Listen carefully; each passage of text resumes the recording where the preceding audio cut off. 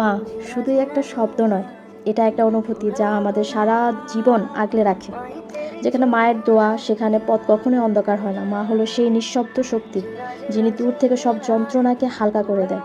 তো সেরকমই একটা ব্লগ আজকে আপনাদের সাথে শেয়ার করতে যাচ্ছি। হ্যালো এভরিওয়ান, আসসালামু আলাইকুম। আশা করি আপনারা সবাই ভালো আছেন। আমরা কিন্তু বেশ ভালো আছি, আলহামদুলিল্লাহ। হ্যাঁ, আপনারা ভিডিওর শুরুতে দেখেই বুঝতে পেরেছেন যে আজকে আমি আপনাদের সাথে কি ব্লগ শেয়ার করতে যাচ্ছি।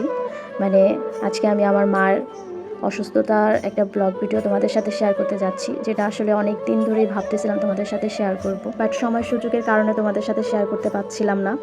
তো মাকে নিয়ে যত কথাই বলি না কেন সবই কিন্তু কম হয়ে যাবে। তো সেরকমই কিছু কথা আর কি তোমাদের সাথে শেয়ার করব। এই যে আমার মা, হঠাৎ করে মা এমন অসুস্থ হয়ে গেছে। হঠাৎ করে একদিন বাসা থেকে ফোন দিয়ে বলতেছে যে মা নাকি এরকম অসুস্থ। মানে এতটাই অসুস্থ যে তাকে হসপিটালে নিয়ে যেতে হয়েছে এবং এখানে 2 দিন তাকে অ্যাডমিট করে রাখা হয়েছিল। তো কি হয়েছে না হয়েছে সবই কিন্তু তোমাদের সাথে শেয়ার করবো আজকের এই ব্লগ ভিডিওতে।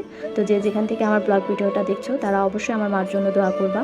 আর এই তো চলো শুরু করা যাক কি থেকে কি হয়ে গেল। তো এই যে দেখো, হঠাৎ করে দুপুর 1টার সময় বাসা থেকে ফোন আসলো, বলল যে মা নাকি অনেক অসুস্থ, মার নাকি পেটে এত ব্যথা হচ্ছে যে মা উঠে দাঁড়াইতে পারতেছে না, বসতে পারতেছে না, এত ছটফট করতেছে। তো এই কথাটা শোনা মাত্রই আমি কিন্তু আমার ছানাপোনা কারো দিকেই তাকাই নাই।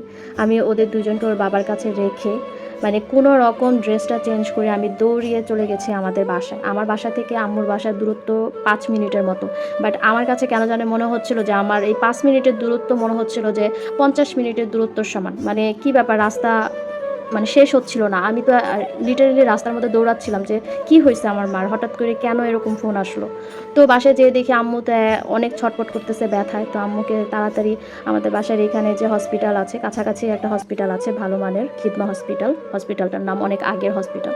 ওইখানে আম্মুকে তাড়াতাড়ি জরুরি বিভাগে নিয়ে গেলাম। দেন হচ্ছে ওরা আম্মুকে দেখে অনেকগুলো ইঞ্জেকশন দিল। তো আমি তো সেই ইঞ্জেকশন দেখে এত এত এত ভয় পাইছি যে বলার মতো না। এখন আমি হচ্ছে আমার আম্মুর বড় মেয়ে, আমি যদি ভয় পেয়ে যাই আম্মুও ভয় পাবে, প্লাস হচ্ছে আম্মুর সাথে আরও মানে 3 ভাই বোন যে আরও আছে ওরাও ভয় পেয়ে যাবে। তো যাই হোক, আমি মোটামুটি অনেকটা সাহস রেখেছিলাম, ভেবেছিলাম যে না আম্মুকে আমার দুর্বলতা দেখাবো না। কিন্তু ভিতরে ভিতরে কিন্তু ভাই আমি অনেক ভয় পেয়েছিলাম, অনেক ভয় পেয়েছিলাম যে কি হলো আমার মার, এত কেন ইঞ্জেকশন দেওয়া হলো। তো ওই দিনই অনেক অনেক টেস্ট দিল আম্মুর। তো টেস্টগুলোর রিপোর্ট যখন আসলো তখন আর কি জানতে পেলাম যে আমার আম্মুর পিত্তথলিতে নাকি পাথর হয়েছে, যার কারণে আম্মুর এত ব্যথা হয়েছে, প্লাস হচ্ছে ব্যথার সময় বমিও হয়েছিল।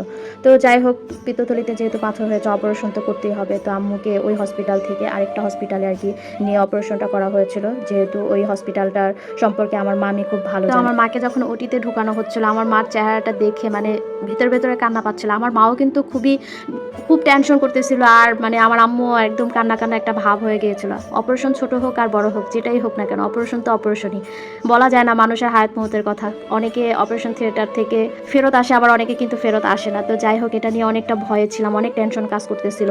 আর আমি আমার মামিকে কিছু কথা বলবো, মানে মামির উদ্দেশ্যে কিছু কথা বলবো।